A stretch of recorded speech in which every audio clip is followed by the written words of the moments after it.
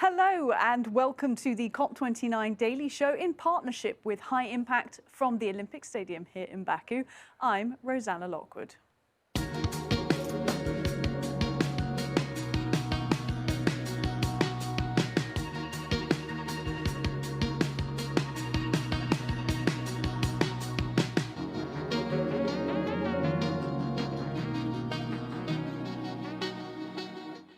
Well, a very warm welcome to Day 3 of COP29 and Day 2 of the World Leaders Climate Action Summit. For another day, Baku has been the very epicenter of global power as 80 world leaders are here at the venue, meeting to decide the future of the planet. Let's take a look at what's coming up on today's show then. With the world gathered here, we've been watching the world's leaders and we'll talk you through exactly who wants what from COP29. Commonwealth Secretary-General Patricia Scotland and former COP President Alok Sharma share their thoughts on how COP29 can balance the interests of the world's countries. And this COP is all about money. We're looking at what deal might be struck. Well, our YouTube creator, if you've been watching the first few shows, you'll recognise him now. Wadi Meer from Ghana is out there once again in the blue zone for us. Let's see what he's got for us. Wadi, what have you been up to today? Hey, Rosanna, I've been speaking to lots of African delegates who are here at the moment just to find out what they tend to achieve this week. Find out later on the show. Thank you so much, Wadi. Now, with everybody gathered here in COP, what exactly are they after?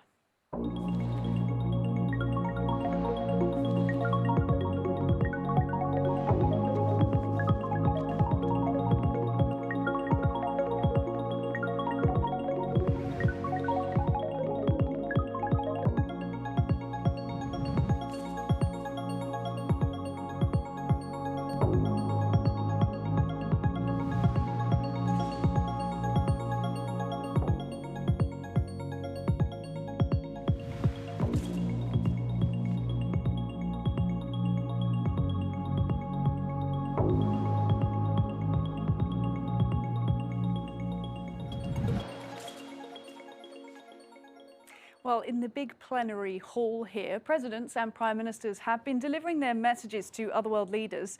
Let's hear first from the Prime Minister of Croatia. Our future depends on how boldly we act today. Croatia is committed to decarbonizing its energy system and accelerating its green transition. With the International Energy Agency warning of an imminent peak in fossil fuels, shifting away from them is not only climate-wise, but an economic necessity. I am delighted and indeed honored to speak at this Leaders Summit for the first time as the Prime Minister of Tuvalu, a leader of a country that is not only one of the most vulnerable countries to the impact of climate change, but of a country that is also forecasted for more than 50% of its land territory to be regularly flooded by regular tidal surges in a matter of a mere 26 years' time, by 2050. The science is clear. The world is warming, and the transition away from fossil fuels is non-negotiable. As underscored by last year's global stocktake outcome, this challenge goes beyond economics. It is about safeguarding our communities' resilience, even in the remotest corners. Climate change is not a distant threat. It is a present reality that we face every day in the Pacific. And now we see its impact in the developed countries, with Spain being the latest victim just a couple of weeks ago. We don't need to be enemies to each other. Climate change is and will continue to be the greatest enemy to all of us. We need to work together. Pakistan is one of those countries which hardly contribute 0.5% of emissions, global emissions. And yet we are vulnerable and in the list of those 10 countries which can, God forbid, face this kind of devastation again. Well, let's talk now, shall we, about how the competing demands will be balanced in the COP negotiations. I'm very pleased to say I'm joined now in the studio by the Commonwealth Secretary-General, Patricia Scotland, and by the man who was president at COP26 in Glasgow, Alok Sharma. Thank you to you both. Thank you, Two great minds to talk to, in fact, about how deals are arrived at and how we sort of balance the interests to get them there. So let's dive into some of this. I hope you don't mind me saying, Mr. Sharma, that your famous words from COP26 were that you were deeply sorry. Let's talk about how you find a deal at events like this. Tell us about the challenge that any COP presidency faces. Well, so Rosanna, I think what's important here is that for any COP, the outcome needs to be this balanced outcome, as we've talked about. And as you've just heard in the introduction, there are some groups of countries who are particularly focused on mitigation, i.e. Reducing emissions. There are others who feel that the finance piece must come first, and then there are those who are suffering from climate change and are on the front line who want support with adapting to the changing climate. And the aim of any COP presidency is to make sure that you balance all of these. What I was famously told by former COP presidents is that you know that you've got a deal that everyone can live with if no one is happy. And I think there's some truth to that. It's true in all walks of life. Absolutely. Where not everyone gets exactly what they wanted, but they have enough on the table that allows them to say, yes, that worked for me. And I think that's going to be the trick here. As you know, I mean, we'll talk about it later, but the finance piece is key and central. But so is ensuring that we follow through on the global stocktake from last year, that key agreement on transitioning away from fossil fuels in energy systems. That is something that we have to make sure we have a plan to deliver, because at the end of the day, 75% of global emissions are energy related. So that piece on fossil fuels is absolutely key. Is that something you would agree with, Patricia, in terms of if everyone is unhappy, then there's a deal that has been struck? Well, yes and no. And the reason I say yes is because no one gets everything that they want. And it's absolutely critical for everyone to get something.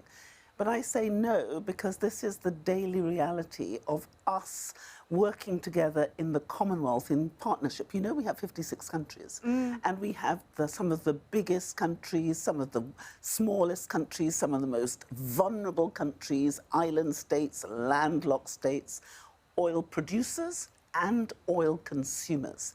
So when our family comes to the table, and we come to the table as equals, we're always looking to find that sweet spot where we can do that which is necessary for all of us to survive. And one of the great things that has really pushed the Commonwealth to keep climate at the front of its agenda is an understanding, because we have 33 small states. I mean, you say that it's a hugely diverse group that you represent. Absolutely. So how do you do that?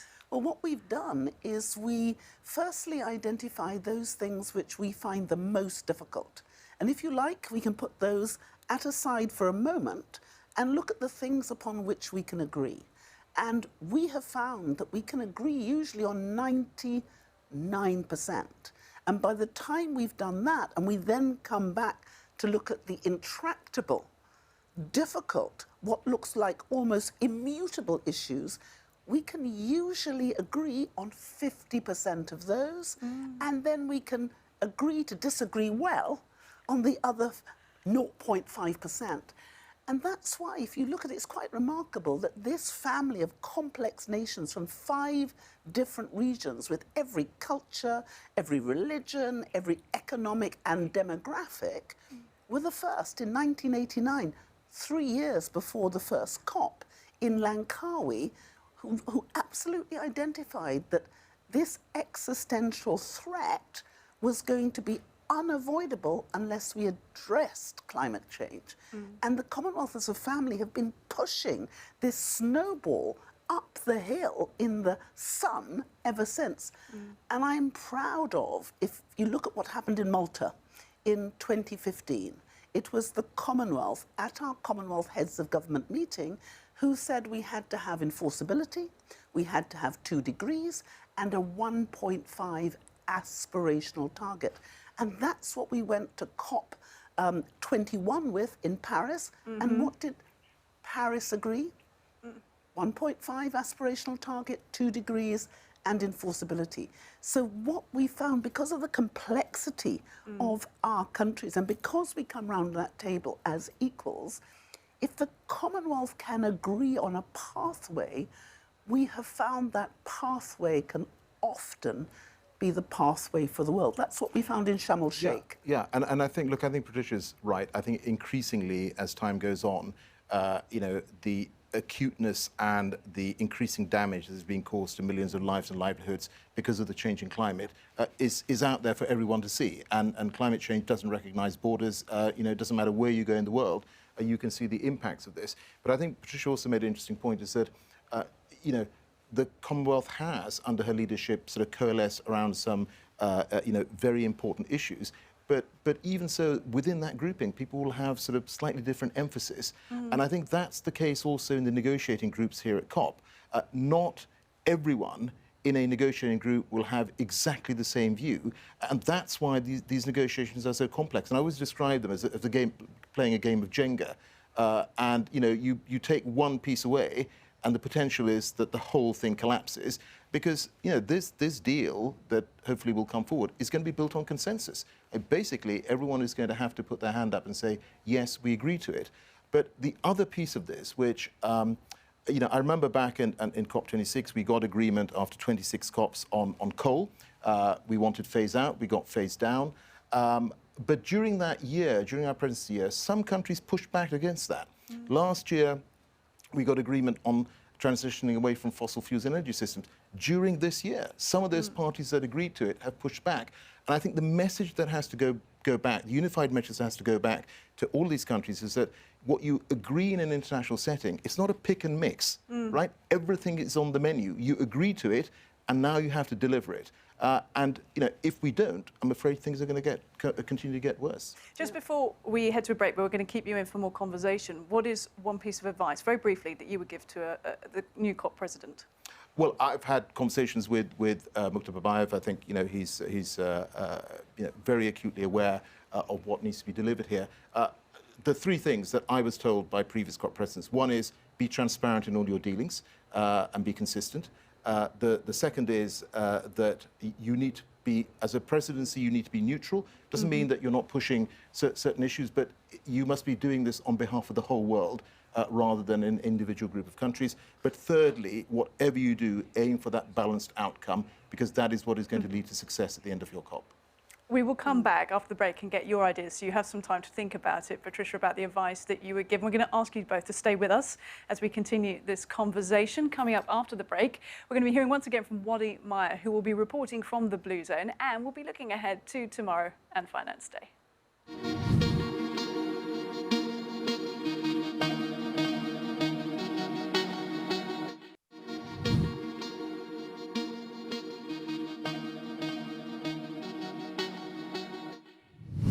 Welcome back to the COP29 Daily Show in partnership with High Impact. We're here in the Olympic Stadium in Baku, and it is time to go back to our YouTube creator, Wadi Meer, to see what he's been up to today. Wadi, what can you tell us?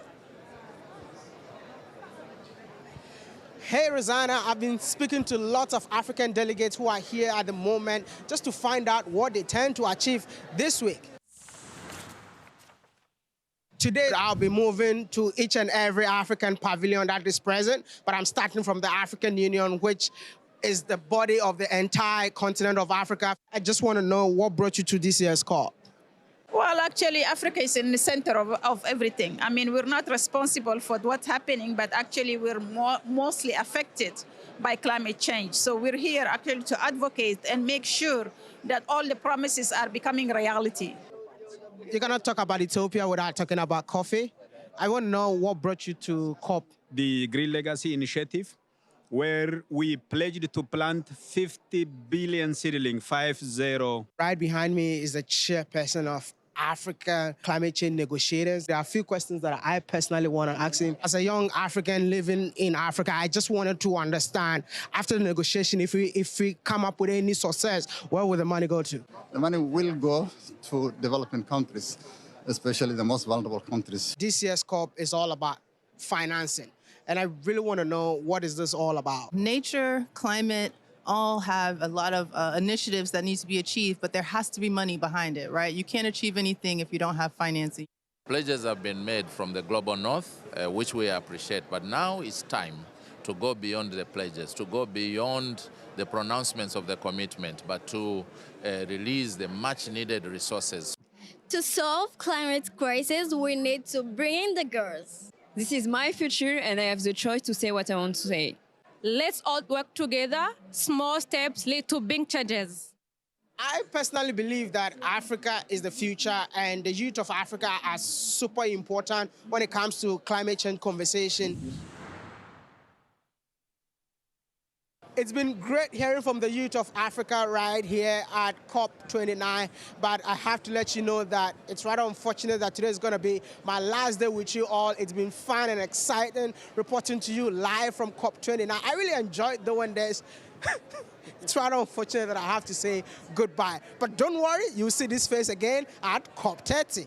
It's about time to say goodbye, au revoir, bye-bye. See you at COP30. Thank you. Oh, I'm generally quite sad to say goodbye to Wadi Meyer there. He's been great on the first 3 shows of the COP29 Daily Show. But some great stuff there that we can pick on up with our guests who join us again in the studio, the Commonwealth Secretary-General, Patricia Scotland, and the man who was president at COP26 in Glasgow, Alok Sharma. Thank you both so much once again. And Patricia, I did promise before the break to come to you and ask what would be your brief bit of advice for the presidency? Well, not only would I agree with Alok on his 3, but I'd also say you have to make sure that leaving no one behind is a reality and not just a soundbite, because those who are most affected tend to be the small island developing states, and those countries have the hardest time being heard. And I think you should really concentrate on what is practical, deliverable, and make sure that when people promise, they actually deliver. Now, African countries as well have often found themselves not well heard when it comes to negotiations. And the film that we just watched, Wadi's report there, whilst entertaining, also brought up some very serious points, strong calls from African delegations for climate finance deals. What did you think watching that? Well, I think they were absolutely right, because you know that in the Commonwealth, 21 of our members are from the African continent. And they have so much in common with the small developing countries. Many of them are the least developed countries, and they are hit the hardest. You heard from so many, Pakistan and others, how they've contributed almost nothing to the creation of this crisis, yet they are suffering the most. And Alok is right that we've got to look at mitigation, adaptation, and the money simultaneously. They can't be hermetically sealed in separate groups. And finding a way where you can bind those 3 elements to produce something which everyone can live with is going to be critical. And we've had talk of a small levy being put on a number of issues. We've got to find a new way of delivering this money, a way that is not painful, but is doable, and that people can live with, both those who have to pay and those who need to be paid. Perhaps we can come back to some of those ideas, but I want to ask you, Alok, in terms of if you feel there is a sort of obvious tension between the developing countries, developing economies who are trying to get ahead but are suffering the worst effects of climate change, and the developed countries that are some of the biggest emitters, and how you reconcile that when it comes to negotiations. Well, so I think, I mean, let's talk about the sort of finance piece. It is absolutely the case that you know, we need to come up with an ambitious but deliverable, exactly the word that Patricia used, deliverable goal on finance. The last goal, the 100 billion a year, was set back in 2009. It was supposed to be delivered by 2020. It was late by 2 years. And I think that saps confidence in developing nations, it saps confidence in the process as well. Therefore, whatever number emerges from these negotiations, I think people have to be able to say, yep, that is definitely going to be delivered. But just on this finance piece, I mean, let's be very sort of straightforward about this, is that developed country governments are not going to be able to provide the trillions that are needed to support the green transition in the global economy. And a lot of that money will have to come from the private sector. And I think that's one of the things I'm watching out for here, is whether there is any kind of mention of the private sector in the end deal. Because at the end of the day, there are trillions of dollars available to do this. There is a wall of money there, but we just need to find a way of deploying it so that the private sector can feel that they're going to get an appropriate return, and those who are receiving it feel that they're receiving that money on the right terms as well. And it can be done responsibly and transparently as well. Absolutely. Okay. Absolutely. I want to ask you, Patricia, about these forms of innovative financing. That's the sort of UN speak for it, but I think you sort of touched upon it a little bit there. Some of these ideas, like a tax on some of the world's richest people, windfall taxes on companies, things like that. Do these ideas have substance, or are they more headline grabbing? No, I think they do have substance. We in the Commonwealth have spent a lot of time doing a model carbon tax law, which can come in a multiplicity of different ways. But for it to work, it has to be light enough touch, not to be a disincentive, but sufficient bite that it actually delivers. But we have looked at debt swaps. We now, in the Commonwealth, under our Meridian debt management system, are managing more than $4.5 trillion worth of debt coming from 50 of our countries. There is a direct correlation between the damage caused in crisis, climate crisis, and the debt our countries suffer. If you look at our small states, they're paying back 18 times more by debt repayments than they receive in terms of assistance for climate. It's just unjust. So I think there are ways we can look at debt swaps, merging different types of instruments, and we can do this. I also think we can be innovative. With just $8.5 million, we're really talking about almost nothing.